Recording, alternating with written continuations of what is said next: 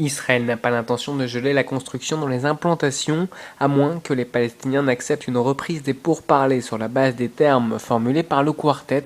C'est la position du Premier ministre Benjamin Netanyahou. Une commission municipale de planification a approuvé hier la construction de 1100 logements dans le quartier de Guilo. À Jérusalem, la vie continue et le développement est en cours pour ses habitants juifs et non juifs, a déclaré le Premier ministre dans une interview au Jérusalem Post. Il a aussi rappelé que le gel de la construction dans les implantations qu'Israël s'était imposé n'a pas incité les Palestiniens à reprendre les négociations. Leur incapacité à prononcer les mots peuple juif ou État juif ne peut être ignorée, a-t-il dénoncé. Des origines juives, quelques heures après la libération des 2 randonneurs américains au terme de 2 ans d'emprisonnement en Iran, on apprend que l'un des 2 captifs a des origines juives. Son père, juif irakien, est de nationalité israélienne. Il a déclaré que le retour de son fils, Josh, était le plus beau cadeau qu'il pouvait recevoir pour Rosh Hashanah. Avec une 3e détenue, ils avaient été arrêtés en Iran sous le coup d'accusations forgées de toutes pièces, selon lesquelles ils se livraient à des activités d'espionnage au profit des États-Unis et d'Israël.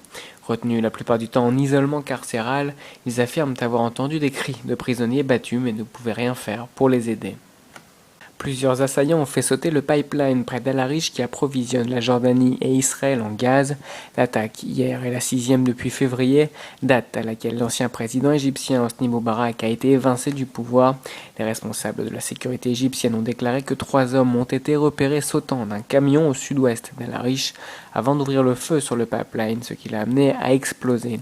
Les autorités ont immédiatement fermé l'approvisionnement en gaz et les pompiers ont été mobilisés pour lutter contre des flammes qui atteignaient 15 mètres de hauteur. L'étendue des dégâts et son impact sur les livraisons de gaz vers Israël et la Jordanie ne sont pas encore clairement établis. Samer Alaoui, membre du Hamas, selon un communiqué des services de la sécurité intérieure israélienne. Alaoui a reconnu au cours de ses interrogatoires avoir été recruté par les islamistes palestiniens du Hamas en 1993, alors qu'il se trouvait au Pakistan. En l'an 2000, il aurait accepté de se livrer à des activités militaires et organisationnelles pour le compte du Hamas, en utilisant comme couverture son travail de journaliste d'Al Jazeera. Il a été inculpé le 26 septembre de complot en vue de proposer des services au profit d'une organisation illégale. Le verdict prévoit une amende, une peine de prison ferme couvrant la durée de sa détention et 8 mois de prison avec sursis.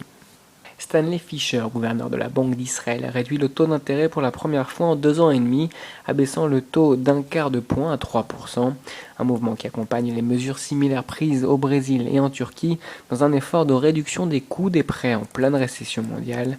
Stanley Fischer avait déclaré la semaine dernière qu'il y avait à présent de la marge pour réduire les taux. La Banque d'Israël, la semaine dernière, a réduit sa prévision de croissance pour l'an prochain à 3,2% au lieu de 3,9%, affirmant que la croissance des exportations pourrait ralentir.